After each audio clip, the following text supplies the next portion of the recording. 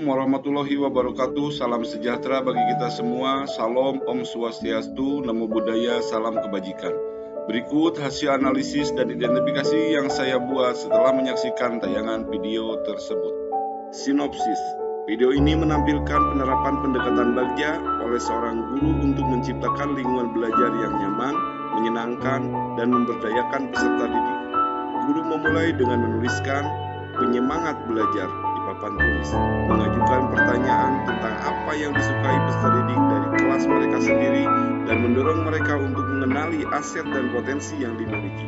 Melalui tahapan Bagja, buat pertanyaan, ambil pelajaran, gali mimpi, jabarkan rencana, dan atur eksekusi, guru bersama peserta didik mengidentifikasi aspek positif, merancang kelas impian, serta menyusun dan melaksanakan rencana aksi. Sebagai fasilitator, guru memberikan arahan, inspirasi, dan memberdayakan peserta didik untuk berperan aktif, memanfaatkan potensi serta sumber daya yang ada untuk menciptakan lingkungan belajar yang dinamis tanpa memerlukan biaya besar, sehingga perubahan positif dapat tercapai melalui keterlibatan aktif dan kolaborasi.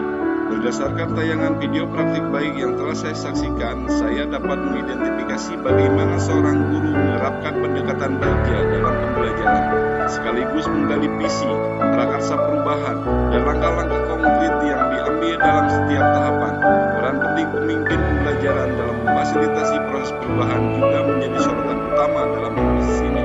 Dalam video tersebut terlihat jelas bahwa guru berupaya untuk menciptakan lingkungan belajar yang nyaman dan menyenangkan, serta mendorong pengembangan potensi setiap peserta didik.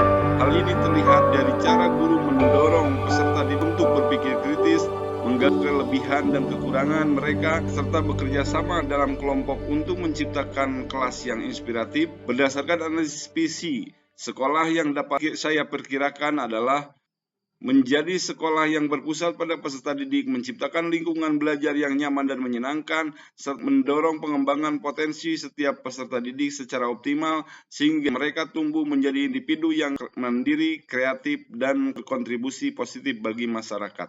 2. Prakarsa perubahan. Guru dalam video tersebut berinisiatif untuk mewujudkan kelas yang nyaman dan menyenangkan untuk belajar. Dengan menciptakan suasana belajar yang inspiratif, guru memotivasi peserta didik untuk lebih aktif dalam proses pembelajaran, yang merupakan prakarsa perubahan utama yang ingin dicapai. 3. Pertanyaan utama dalam kegiatan pembelajaran. Pertanyaan utama yang menjadi fokus guru adalah bagaimana cara mewujudkan kelas yang nyaman dan menyenangkan untuk belajar. Pertanyaan ini menjadi titik awal bagi guru dan peserta didik untuk merencanakan perubahan yang ingin dilakukan. 4. Tahapan Bagja. Dalam video tersebut, penerapan tahapan Bagja oleh guru terlihat jelas. B. Buat pertanyaan. Guru memulai dengan pertanyaan utama. Bagaimana cara mewujudkan kelas yang nyaman dan menyenangkan untuk belajar? Visualkan dengan kalimat penyemangat belajar yang memicu berpikir kritis peserta didik dalam diskusi dan perencanaan. A. Ambil pelajaran. Guru mengajak peserta didik untuk mengidentifikasi hal-hal positif yang sudah ada di kelas sehingga mereka dapat memanfaatkan aset yang ada. G. Gali mimpi. Guru mendorong peserta didik untuk membayangkan dan menggambarkan kelas impian mereka. J. Jabarkan rencana. Bersama-sama guru dan peserta didik membuat daftar tindakan yang diperlukan untuk mencapai kelas impian tersebut. A. Atur eksekusi. Rencana aksi yang konkret dibuat, termasuk menentukan waktu pelaksanaan dan sumber daya yang dibutuhkan. 5. Peran pemimpin pembelajaran. Guru sebagai pemimpin pembelajaran memiliki peran yang sangat signifikan dalam proses ini. Beberapa peran penting yang diemban oleh guru meliputi 1. Memfasilitasi diskusi dengan menciptakan suasana yang memungkinkan peserta didik untuk berbagi ide dan pendapat. 2. Memberikan arahan dan bimbingan kepada peserta didik dalam proses pembelajaran. 3. Menginspirasi peserta didik untuk terlihat aktif dalam perubahan. 4. Memberdayakan peserta didik untuk mengambil keputusan dan bertanggung jawab atas pembelajaran mereka. 5. Berfungsi sebagai manajer yang memastikan eksekusi rencana berjalan sesuai dengan waktu yang ditentukan. 6. Modal utama yang dimanfaatkan diantaranya. 1. Potensi peserta didik. Dengan melibatkan peserta didik dalam pengambilan keputusan, guru mendorong pengembangan keterampilan berpikir kritis dan kreatif.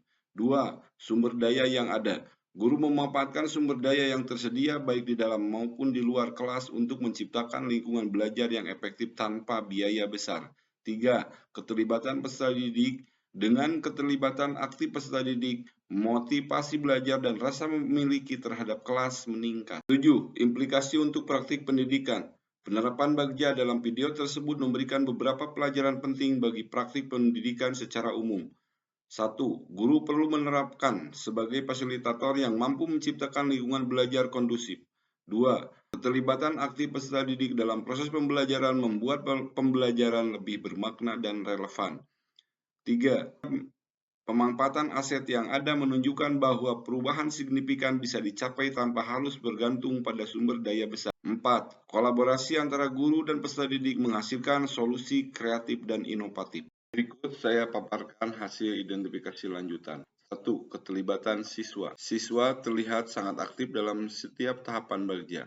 Mereka tidak hanya mengikuti instruksi guru, tetapi juga memberikan ide-ide kreatif, mengajukan pertanyaan, dan terlibat aktif dalam diskusi.